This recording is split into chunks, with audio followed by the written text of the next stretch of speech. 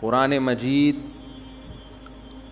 دو چیزیں بہت زیادہ بیان کرتا ہے اور انسان کو حوصلہ انہی دو چیزوں سے ملتا ہے. اپنا ایمان مضبوط کریں جنت پر بھی اور جہنم پر بھی.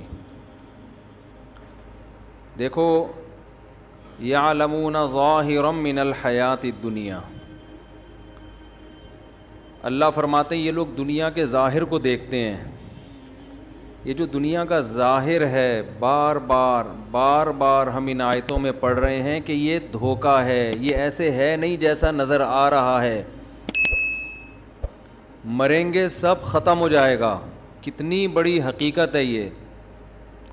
ایک موت اس دنیا پر بھی آنی ہے اور ایک موت ہماری ذات پر بھی آنی ہے. آج وہ لندن والے بھی نہیں آئے؟ خیریت تو ہے؟ اچھا 2 دن سے نہیں آ رہے، اللہ خیر کرے. ایک موت ہم پر بھی آنی ہے اور ایک اس دنیا پہ بھی آنی ہے. یہ سب سائنسی ترقی اور خلائی سیارے اور مریخ اور چاند پہ پہنچنے والی باتیں بالآخر زمین پہ ڈھیر ہو جائیں گی. تو ترقی سے تو آپ کو منع نہیں کیا جا رہا، لیکن بار بار بتایا جا رہا ہے اصل آخرت ہے. انسان مرنے کے بعد مر کے ختم نہیں ہوتا، بہت بڑی زندگی اس کے بعد شروع ہوتی ہے، جنت کی صورت میں یا جہنم کی صورت میں. ہم نے فرعون کا واقعہ بھی پڑھا، ہم نے قارون کا واقعہ بھی پڑھا، ہم نے موسیٰ علیہ السلام کا واقعہ بھی پڑھا، کیسے اللہ نے فرعون کو آگ میں داخل کیا ہے. اب آپ مجھے ایک بات بتاؤ، جن لوگوں کا آخرت پہ یقین نہیں ہے ان کی نظر میں فرعون لاکھوں بچوں کا قتل کر کے بھی اس کو کوئی نقصان نہیں ہوا. زیادہ زیادہ سمندر میں پانی میں غرق ہو گیا، وہ تو نہیں بھی ہوا ہوتا تو اب تک تو ویسے ہی مر چکا ہوتا. لیکن اللہ کہہ رہا ہے ایسا نہیں ہے، ایسا نہیں ہے. النار یعرضون علیہا غدوا وعشیا، آگ ہے جس میں وہ صبح و شام جلایا جاتا ہے. تو ان راتوں میں اللہ سے رات کو اٹھ کے بار بار آگ سے پناہ مانگیں. آگے بڑی سخت زندگی شروع ہونے والی ہے، اور ایک طرف اللہ کی بہت خوبصورت جنت ہے، بہت خوبصورت جنت. مجھے کسی نے بتایا کہ مجھے خواب میں جنت دکھائی گئی، کل کی بات ہے. تو جو بتانے والے بتا رہے تھے کہ اتنی خوبصورت جنت، اتنی خوبصورت، دل ہی نہیں کر رہا تھا اٹھنے کا نا کہ آنکھ کھل جائے. اتنی خوبصورت جنت. تو میں نے کہا کہ جتنی خوبصورت آپ کو خواب میں نظر آئی ہے نا جنت، اس کو 1 کروڑ سے ضرب دے دو پھر بھی کم ہے. تو بھائی یہ کچھ بھی نہیں ہے. یہ جو ہے نا یہ جو یہاں کی انٹرٹینمنٹ، یہاں کیا ہے، زیادہ سے زیادہ پیزا کھا لو گے نا، یہ انٹرٹینمنٹ ہے یہاں کی. کیا کر لو گے؟ بھوک لگ رہی ہے، بیف بریانی کھا لی، بوفے میں چلے گئے، کیا کھا لیا وہاں پہ، کتنی دیر کی لذت ہے. آپ کی پسند کی شادی ہو گئی، آپ کو آپ کی محبوبہ مل گئی، تھوڑے دنوں میں اس نے بھی بڈھے ہو جانا ہے، آپ بھی بڈھے ہو گئے. حضرت حکیم اختر صاحب رحمہ اللہ تعالی شعر پڑھا کرتے تھے، وہ پورا شعر مجھے اکثر یاد ہی نہیں رہتا، آخر کا ہی یاد رہتا ہے ہمیشہ سے، کہ ختم زندگانی ہوئی، کوئی نانا ہوا کوئی نانی ہوئی. یہ جو عشق تھا نا یہ بالآخر نانا اور نانی پہ جا کے ختم ہوتا ہے. عاشق نانا بن جاتا ہے اور معشوقہ نانی. تبھی تو صحابہ کرام اس جنت کے پیچھے دوڑے ہیں. غزوہ احد میں صحابی گھمسان کی جنگ ہے، کھجور کھا رہے ہیں. پھر کہنے لگے یہ کھجور ختم ہونے کا زمانہ تو بہت طویل ہے اور جنت میرے بالکل سامنے، اتنا صبر نہیں ہوتا مجھ سے. وَكَأَيٍّ مِّن نَّبِيٍّ قَاتَلَ مَعَهُ رِبِّيُّونَ كَثِيرٌ، قرآن کہہ رہا ہے کتنے ہی پیغمبروں کے ساتھ اللہ والوں نے مل کے جنگیں لڑی ہیں. حالانکہ یہ کمزور تھے، کم تھے، لیکن اس بیس پہ لڑی ہیں شہادت ملے گی اور اللہ ہمیں جنت میں داخل کرے گا. اور پھر اللہ نے ان کو فتوحات دی ہیں. تو بھائی اس جنت کے لیے کچھ لالچ پیدا کرو اپنے جسم کے اندر، اپنی باڈی کے اندر، دل میں لالچ پیدا کرو. اگر آپ کو جنت کا شوق نہیں ہے خوب سمجھ لو پھر اللہ کو بھی آپ کو جنت دینے کا بالکل بھی شوق نہیں ہے. ہمارے حضرت ایک بات فرمایا کرتے تھے کہ یہ جو لوگ کہتے ہیں نا کہ اللہ کو ہم سے بہت محبت ہے, فرمایا اتنی ہی ہے جتنی آپ کو ہے اللہ سے. ہاں آپ کم کریں گے اللہ زیادہ کر دے گا, لیکن اگر آپ کو نہیں ہے تو اس خوش فہمی میں نہ رہیں کہ اللہ کو پھر آپ سے محبت ہے, وہ مستغنی ہے. تو آپ کے دل میں اگر جنت کی لالچ نہیں ہے, شوق نہیں ہے, تو پھر اللہ کو بھی آپ کو جنت دینے کا کوئی شوق نہیں ہے. تو اللہ نے یہ حسین جنت جس کا بار بار آج بھی تذکرہ آیا, کتنی جگہ قرآن میں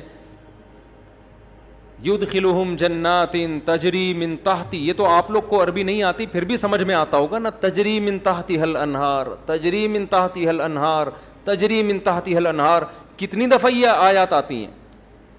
میرا پنجاب کا سفر تھا, وہاں لندن سے ایک صاحب آئے ہوئے تھے, مجھے کہنے لگے مفتی صاحب یہ جو اللہ بار بار کہتا ہے نا کہ اس ایسے باغات دوں گا جن کے نیچے نہریں بہتی, حالانکہ دنیا دار سے آدمی تھے, وہ کوئی مولانا ٹائپ کے نہیں تھے, کہتے ہیں میرا دل مچل جاتا ہے جب میں یہ آیتیں سنتا ہوں, میرا دل چاہتا ہے کہ یہ مجھے مل جائے.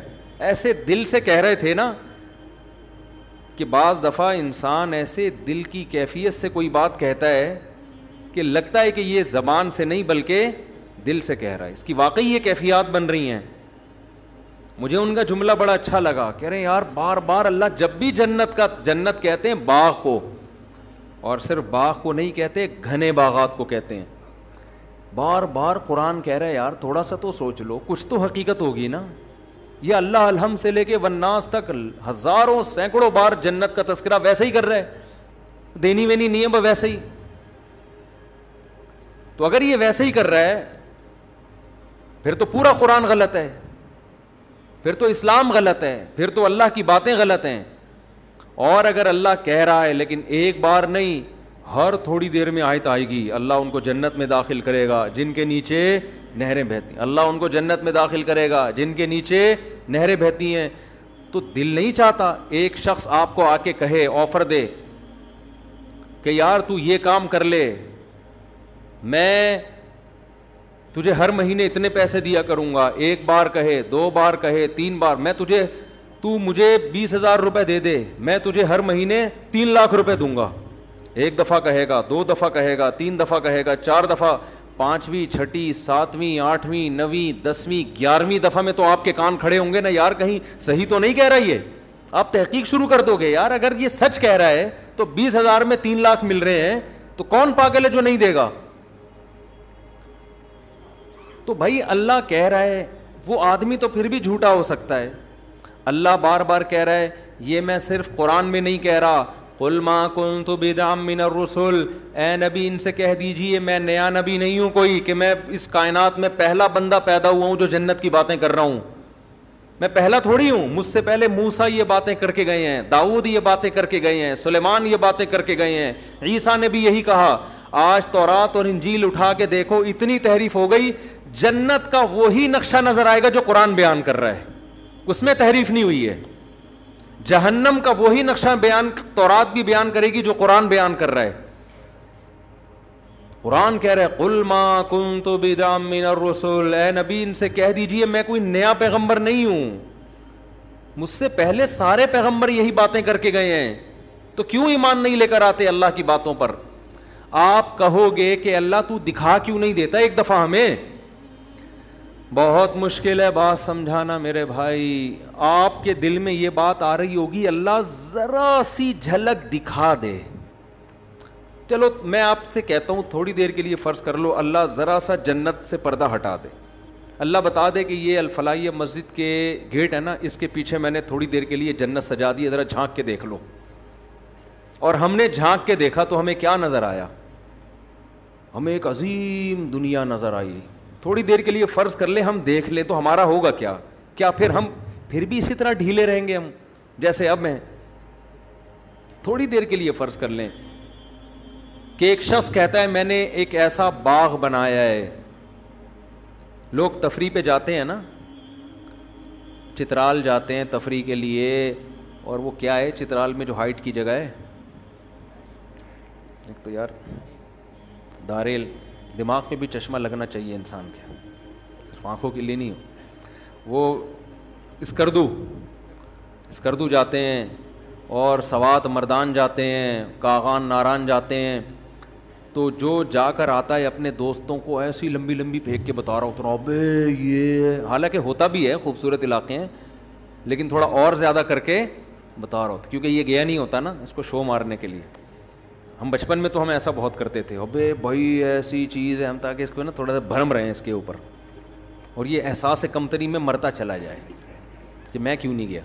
بچے یہ شو بازی والا کام بہت کرتے ہیں, لیکن واقعی اب آپ ایسی جگہ سے گھوم پھر کر آئے, اب آپ اپنے دوست کے سامنے نقشہ کھینچ رہے ہو, یار میں ایسی جگہ گیا جہاں خوبصورت گھنے باغات تھے, جہاں بہترین, جہاں کے لوگ ایک الگ ہی قوم رہ رہی تھی وہاں پہ.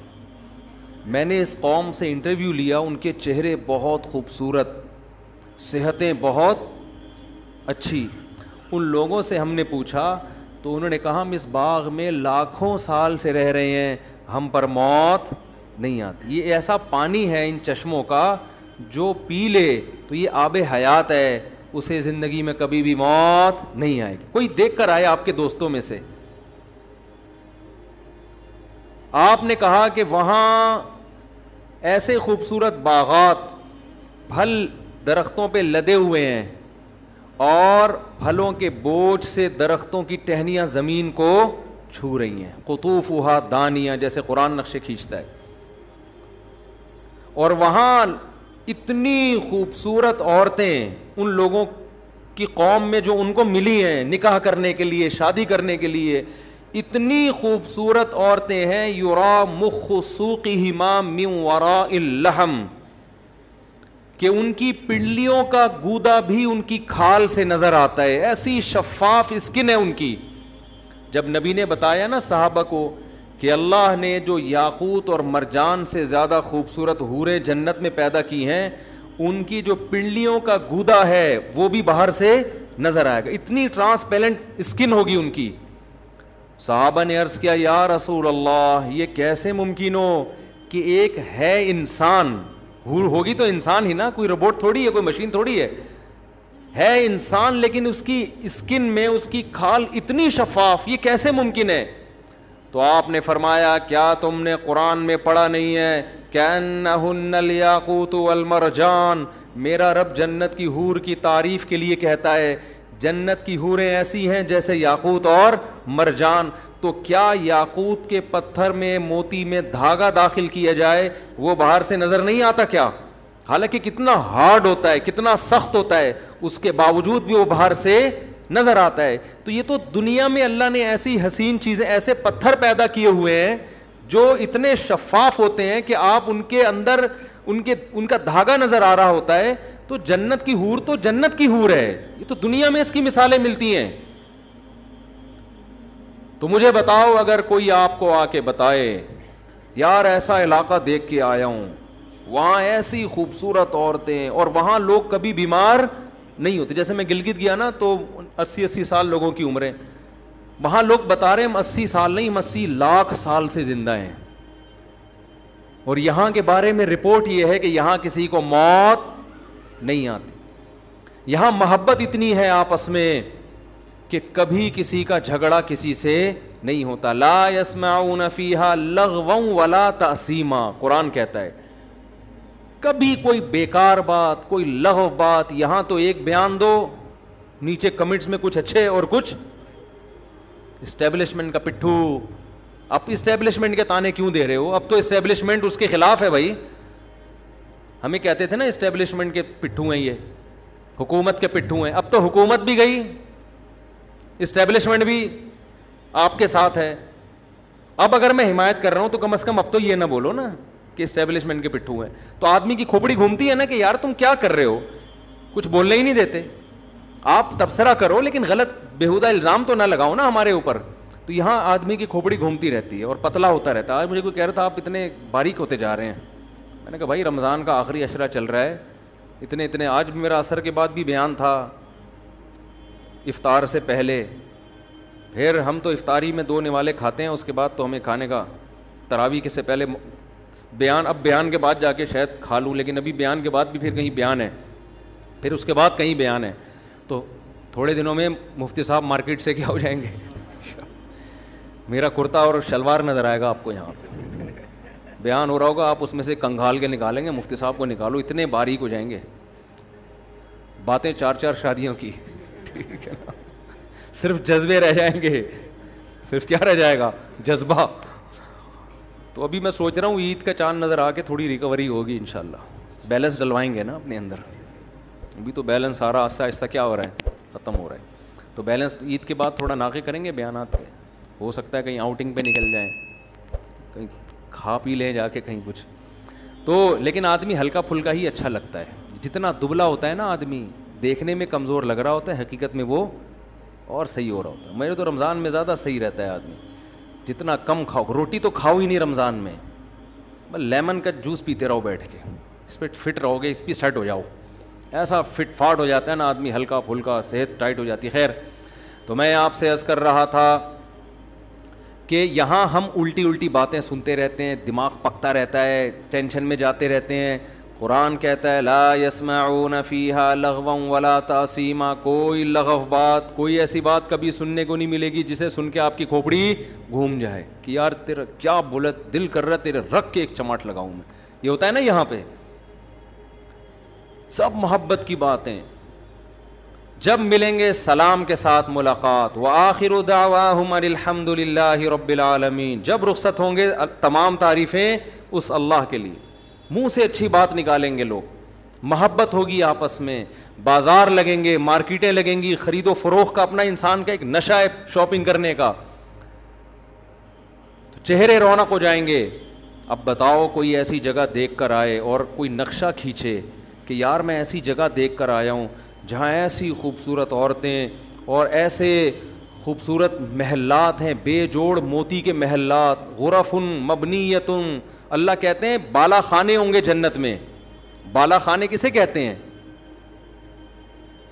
گھر کے اوپر گھر, گھر کے اوپر گھر. علی سرر متقابلین, مجلسیں کیسے لگیں گی, تختوں پہ, شاہی تختوں پہ گاؤ تکیے لگا کر بیٹھے ہوں گے بارونق چہروں کے ساتھ. اور اللہ نے کیا تعریف کی, کأنہن بیض مکنون, فرمائے تمہیں جو عورتیں وہاں ملیں گی جن سے تمہارا نکاح ہوگا, بیض مکنون, ان کے حسن کی اللہ کیسے مختلف انداز سے تعبیر کرتا ہے. کہیں اللہ کہتا ہے قاصرات الطرف عین, ایسی حیا, یہاں تو آپ بیگم سے اونچی آواز سے بات کریں, آگے سے اس سے زیادہ اسپیڈ سے جواب پارسل ہوگا. وہاں کیا قرآن کہہ رہا ہے کہ جو حور ہے جنت کی, قاصرات الطرف عین, بڑی بڑی آنکھوں والی, آئینہ, آئینہ کہتے ہیں بڑی آنکھوں والی, اور قاصرات الطرف, نظر کو جھکانے والی. اور قرآن کیا کہتا ہے, حور کسے کہتے ہیں عربی میں, حور کہتے ہیں سفید رنگت والی, حورا, حورا کہتے ہیں, اس کی جمع حور آتی ہے.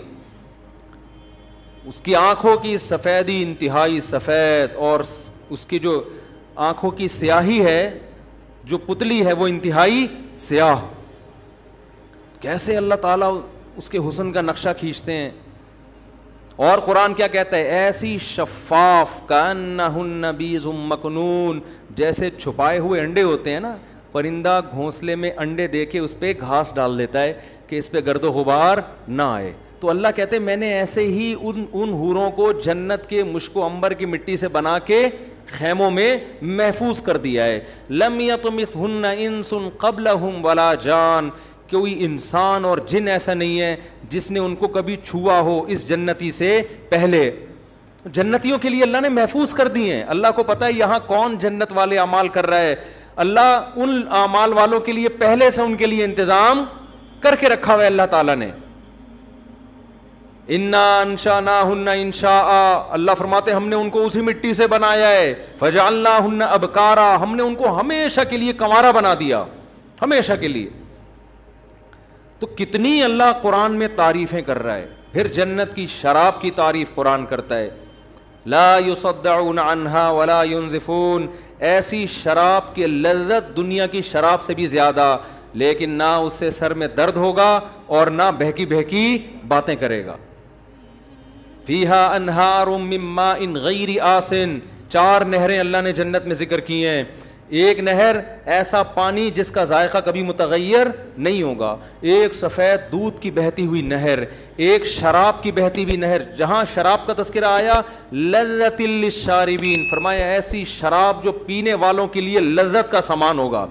وانہار من عسل مصفی, اور ایک نہر اللہ نے پیدا کی ہے شہد کی نہر. اللہ اپنی جنت کی بار بار بار بار بار بار, اور سورہ رحمان میں تو تعریفیں کر کے پھر بار بار یہ بھی کہتا ہے فَبِأَيِّ آلَاءِ رَبِّكُمَا تُكَذِّبَانِ, اپنے رب کی کون کون سی نعمتوں کو جھٹلاؤ گے. یہ جنت کا تذکرہ اللہ قرآن میں بھی کرتا ہے, اسی جنت کا تذکرہ اللہ تورات میں بھی کرتا ہے, اسی جنت کا تذکرہ اللہ انجیل میں بھی کرتا ہے, اور کہتا ہے میں نے اپنے بندوں کے لیے بنائی. کس کے لیے بنائی؟ اپنے بندوں کے لیے بنائی.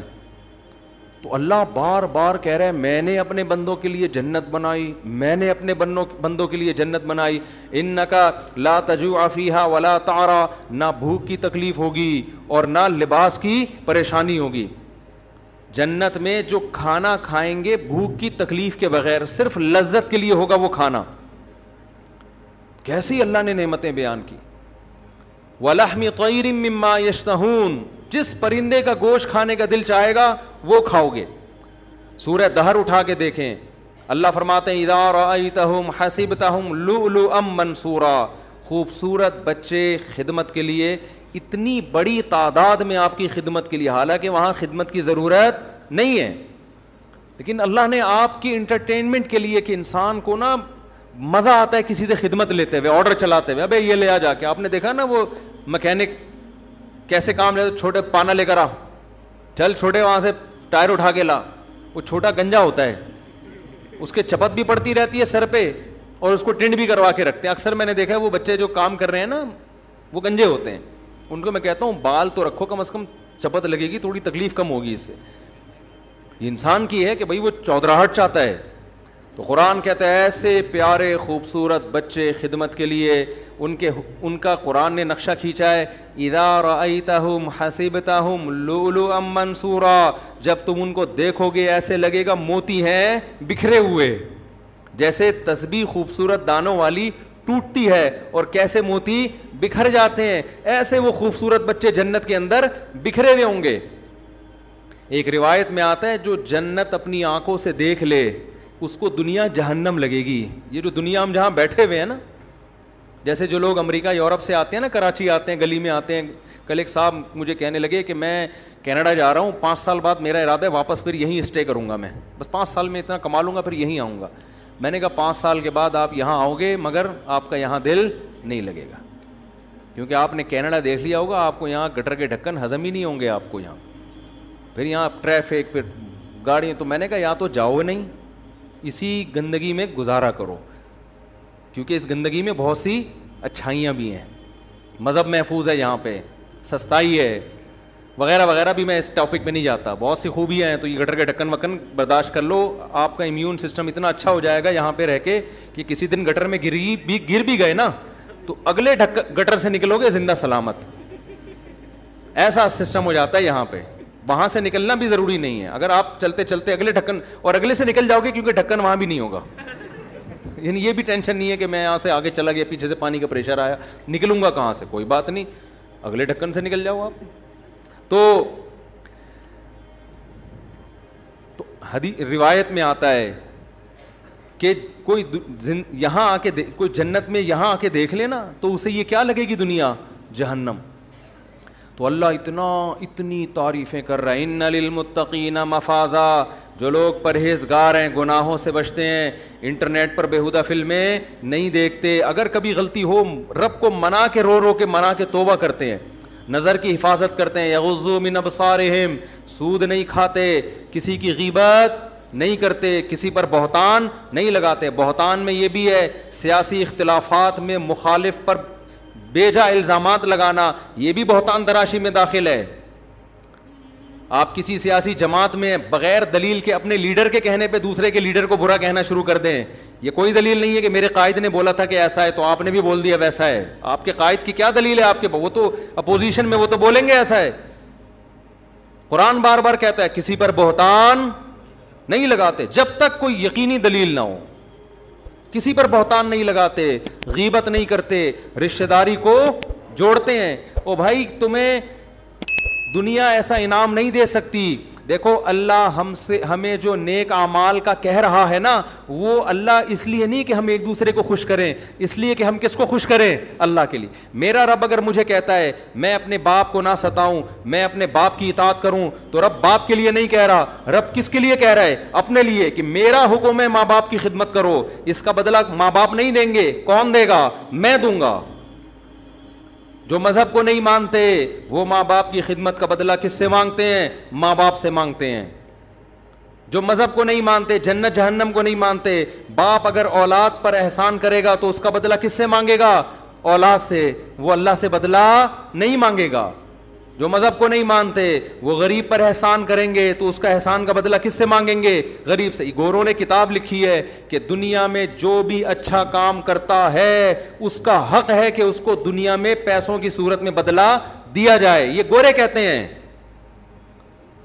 ہر شخص کو اس کا کوئی بھی کچھ بھی کر رہا ہو اس کی قیمت ہوتی ہے. تبھی آپ دیکھیں بہت سے موٹیویشنل اسپیکر ہیں, یہ فری میں کہیں 5 منٹ بھی بیان نہیں دیں گے جا کے, ہر بیان کی ان کی قیمت ہوتی ہے. وہ کہتے ہیں ہم جب آپ کی خدمت کر رہے ہیں تو ہمیں اس کے بدلے میں کیا مل رہا ہے, ہمارے ریٹ ہیں 1 گھنٹے کے اتنے, آدھے گھنٹے کے اتنے پائیں, کبھی فری میں بھی تو کر دیا کریں نا بات. لیکن اگر آپ آخرت کے لیے کام کر رہے ہو جیسے ہمارے اکثر علماء کرتے ہیں تو ان کے بیانات کی کوئی قیمت نہیں ہوتی. مجھے لوگ سمجھتے ہیں کہ جو ہم یہاں پورا تراویح میں بیٹھ کے بیان کر رہے ہیں نا, اس کے ہمیں پیسے مل رہے ہیں, پیسے مل رہے ہیں. یا ہم کہیں دنیا میں باہر ملکوں میں بیان کے لیے جاتے ہیں تو ہمیں 5 روپے بھی نہیں ملتے. ہمیں کوئی ہدیہ تو کوئی بھی کسی کو کسی بھی ٹائم پہ دے دے, اس پہ تو منع نہیں کیا جا سکتا کسی کو. انگریز نہیں کرتا یہ کام. آپ نے کبھی انگریزوں کو دیکھا 1-1 گھنٹے کے لیکچر فری پھوکٹ میں دے رہے ہوں, کبھی سنا آپ نے؟ بولو نا کیا ہو گیا, کبھی بھی نہیں سنا. اور اسلام اسی وجہ سے زندہ ہے, اسی وجہ سے اسلام زندہ ہے آج. عیسائی مشنریاں جو محنت کر رہی ہیں, ہر مشنری کو اس کا پیسہ, ہر کارکن کو پیسہ ملتا ہے جو بھی ان مشنریوں میں. تبلیغی جماعت پوری دنیا میں گھومتی ہے, ساؤتھ افریقہ کے جنگلوں میں بھی, اپنی جان, اپنا مال, اپنا وقت. آپ ایک کمپنی کو بتا دیں کہ آج جتنا کمپنی میں کام ہوگا اس دن کی تنخواہ آپ کو نہیں ملے گی, ایک بندہ کمپنی میں جا کے دکھا دیں میرا نام بدل دیں آپ. لیکن تبلیغی جماعت میں ایک مینیجر ہوتا ہے جس کو امیر کہتے ہیں, وہ مینیجر ہے, اس کے ماتحت 10-15 افراد ہوتے ہیں, پورے سال جماعت کو لے کے چلتا ہے. وہ پورے سال 1 روپیہ بھی اس کا نہیں لیتا, 1 روپیہ بھی. اپنا پیسہ ان پہ خرچ کر رہا ہے الٹا. پورے سال جماعت کو سردی, گرمی, خزاں, بہار کے موسم میں پہاڑوں میں, پتھروں میں, گاؤں میں, دیہاتوں میں, ایسی ایسی جگہ جماعتوں کو لے کے جائے گا. واش روم میں ٹوٹے ہوئے لوٹے, ٹوٹے ہوئے واش روم, بڑے بڑے امیر گھرانوں کے لوگ, آرمی کے بریگیڈیئر کرنل جیسے لوگ اس کے ماتحت ہوتے ہیں امیر کے.